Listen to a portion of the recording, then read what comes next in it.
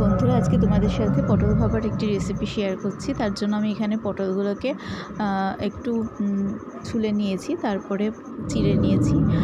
তো ভালোভাবে অর্ধেক করে কেটে নেওয়ার পরে এখানে ভালো তো ধুয়ে পটলগুলোকে তারপরে একটা বক্সে নিয়ে নিয়েছি। তারপরে কি করলাম, এখানে পেঁয়াজ কুচি, হলুদ গুঁড়ো, নুন আর সামান্য এখানে পোস্ত, সর্ষে আর কাঁচা লঙ্কা একসাথে বাটা, তো সেটা দিয়ে দিয়েছি।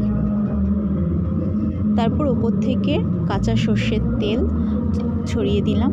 তারপরে একটুখানি, এখানে কোনো জল পড়বে না, কিন্তু পোস্তর যে বাটিটা ছিল সেটা ধুয়ে এই জলটুকুই দিলাম। এই জলটুকুতেই পুরো রান্নাটা হবে।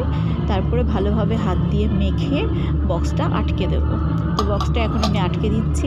বক্সটা আটকানো হয়ে গেলে এখানে আমি কড়াইতে একটু জল দিয়ে একটা স্ট্যান্ড বসিয়ে দিয়েছি। জলটাকে ফুটতে দেব। জলটা গরম হতে হতে আমি এখানে বক্সটা বসিয়ে দেব স্ট্যান্ডের ওপরে। তো বক্সটা ভালো মতো স্ট্যান্ডের ওপরে বসিয়ে দিয়ে আমি এবার ঢাকা দিয়ে দেব কড়াইতে। ঢাকা দিয়ে এটা 20 থেকে 25 মিনিট হতে দেব। তো প্রথমে 5 মিনিট একদম ভালো মতো আঁচ দিতে হবে, তারপরে আঁচটা কমিয়ে দিতে হবে।